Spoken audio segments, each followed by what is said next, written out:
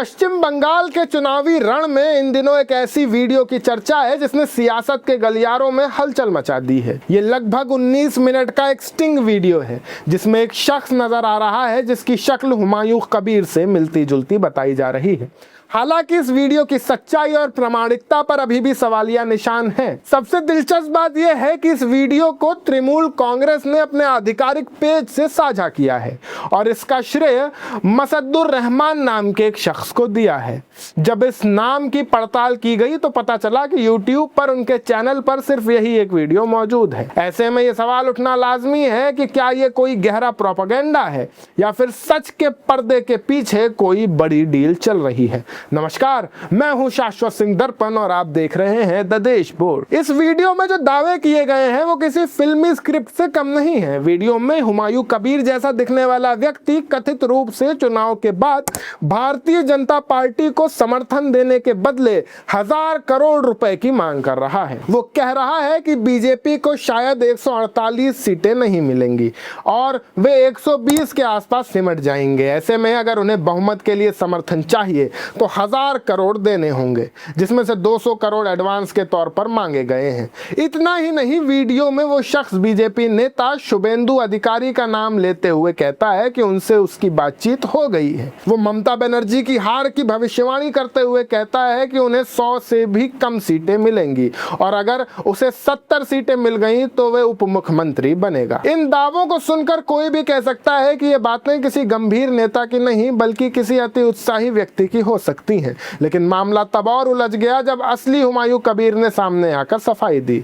उन्होंने स्पष्ट रूप से कहा कि वीडियो में वो नहीं है और ये पूरी तरह से AI जनरेटेड वीडियो है, यानी डीप फेक तकनीक का इस्तेमाल किया गया है। आज के दौर में ये पता लगाना कि वीडियो असली है या AI से बना हुआ कुछ ही घंटों का काम है, लेकिन चुनावी मौसम में जहां नैरेटिव ही सब कुछ होता है वहां ऐसी सच्चाइयों की पुष्टि होने में अक्सर महीनों लग जाते हैं। अगर यही वीडियो ममता बनर्जी के खिलाफ होता तो शायद अब तक केंद्रीय एजेंसियां सक्रिय हो चुकी होती, जैसा हमने बिहार में या अन्य राज्यों में देखा है। इस स्टिंग वीडियो का सबसे बड़ा राजनीतिक असर AIMIM और हुमायूं कबीर की भारतीय जनता उन्नयन पार्टी के गठबंधन पर पड़ा है। वैसी की पार्टी ने तुरंत ही इस गठबंधन से नाता तोड़ दिया।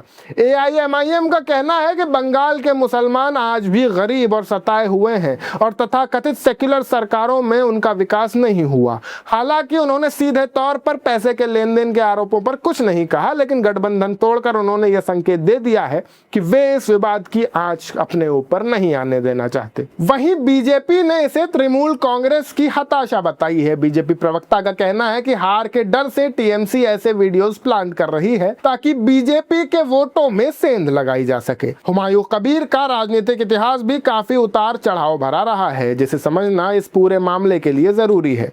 वो 2 बार TMC से विधायक रहे, कैबिनेट मंत्री रहे, लेकिन 2015 में ममता बनर्जी की आलोचना करने पर उन्हें सस्पेंड कर दिया गया। इसके बाद वे निर्दलीय लड़े, फिर बीजेपी में गए और 2021 में वापस TMC में लौट आए। उनकी ये राजनीतिक यात्रा उनकी स्थिरता और विचारधारा पर कई सवाल खड़े करती है। पिछले साल उन्होंने मुर्शिदाबाद में बाबरी मस्जिद बनाने का बयान देकर एक नया विवाद खड़ा कर दिया था। अयोध्या में नहीं बल्कि मुर्शिदाबाद में बाबरी मस्जिद बनाने की उनकी जिद ने बीजेपी को बैठे बिठाए ध्रुवीकरण का मुद्दा दे दिया। ममता बनर्जी ने दिसंबर 2025 में हुमायूं कबीर को पार्टी से निकाल दिया था, जिसके बाद उन्होंने अपनी नई पार्टी बनाई। वो लगातार ये दावा करते रहे कि बंगाल की 90 सीटों पर मुस्लिम आबादी 40% से अधिक है और वे उन्हें ही वोट देंगे। बाबरी मस्जिद के नाम पर चंदा इकट्ठा करना और चुनावी माहौल में ऐसे बयान देना कई लोगों को एक सोची समझी स्क्रिप्ट का हिस्सा लगता है। बीजेपी के नेता शुभेंदु अधिकारी ने भी तब कहा था कि ऐसी हरकतें बंगाल को बांग्लादेश बनाने की तैयारी हैं। यह पैटर्न बंगाल में नया नहीं है। 2014 से ही चुनाव से पहले ऐसे मुद्दे या चेहरे सामने आते हैं जो किसी न किसी तरह से वोटों का ध्रुवीकरण करने में मदद करते हैं। हमें मुकुल रॉय और नारदा शारदा घोटाले को नहीं भूलना चाहिए। एक समय था जब प्रधानमंत्री मोदी खुद मुकुल रॉय और ममता सरकार पर भ्रष्टाचार के गंभीर आरोप लगाते थे। CBI ने जांच की, पूछताछ हुई, लेकिन जैसे ही मुकुल रॉय बीजेपी में शामिल हुए उन्हें राष्ट्रीय उपाध्यक्ष बना दिया गया।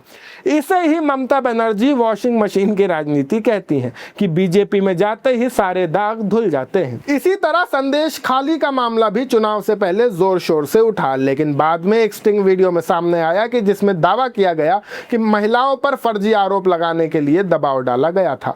पश्चिम बंगाल की राजनीति में चुनाव से ठीक पहले केंद्रीय एजेंसियों की सक्रियता भी एक बड़ा मुद्दा रही है। इस साल की शुरुआत में टीएमसी की रणनीतिकार कंपनी के अधिकारी प्रतीक जैन के दफ्तर और घर पर ईडी ने छापे मारे। ममता बनर्जी खुद वहां पहुंच गई और फाइलों को सुरक्षित बाहर निकाल लाई। उनका तर्क था कि ईडी चुनाव की रणनीति और उम्मीदवारों की सूची चुराना चाहती है। यह एक गंभीर आरोप है कि संवैधानिक संस्थाओं का इस्तेमाल विपक्षी दलों की गुप्त रणनीतियों को जानने के लिए किया जा रहा है। 2014 के बाद से यह देखा गया है कि चुनाव से ठीक पहले विपक्ष के भीतर से कोई नेता बागी होता है, वो अपनी ही पार्टी के नेतृत्व को गाली देता है और अचानक मोदी जी को महान बताने लगता है। राजनीति की इस बिसात में सबसे बड़ा शिकार आम जनता और उनके मुद्दे होते हैं। बंगाल में इस वक्त सबसे बड़ा मुद्दा 27 लाख वोटरों के नाम का काटा जाना होना चाहिए, जिनके लोकतांत्रिक अधिकार पर हमला हुआ है। लेकिन चर्चा स्टिंग वीडियो, बाबरी मस्जिद और भ्रष्टाचार के आरोपों प्रत्यारोपों की ही हो रही है। अगर भारत एआई के शिखर पर सम्मेलन आयोजित कर सकता है तो चुनाव आयोग के पास इतनी तकनीक क्यों नहीं है कि वे 24 घंटे के भीतर किसी वीडियो की सत्यता की पुष्टि कर सके? क्यों प्रोपेगेंडा वीडियो को हफ्तों तक चलने दिया जाता है? अंत में सवाल यही बचता है कि क्या हम एक ऐसे दौर में जी रहे हैं जहां खबरें नहीं बल्कि नैरेटिव बेचे जा रहे हैं? क्या चुनाव आयोग सिर्फ कमेटियां बनाने और निर्देश देने तक सीमित रहेगा, या फिर वो इन डिजिटल खतरों से लोकतंत्र को बचाने के लिए कोई ठोस कदम उठाएगा? जब तक हुमायूं कबीर जैसे नेता प्रकट होते रहेंगे और एजेंसियां अपने समय के हिसाब से सक्रिय होती रहेंगी, तब तक जनता को खुद ही इन वीडियो और दावों के पीछे के सच को समझना होगा। आपकी इस पूरे मामले पर क्या राय है, हमें कमेंट सेक्शन में जरूर बताएं। अगर वीडियो आपको पसंद आई हो तो वीडियो को लाइक करें, अपने दोस्तों के साथ शेयर करें और हमारे अपने चैनल द देश बोर्ड को सब्सक्राइब करें। मैं शाश्वत सिंह दर्पण, आप देख रहे थे द देश बोर्ड। आप सबका बहुत बहुत शुक्रिया। जय हिंद, जय भारत।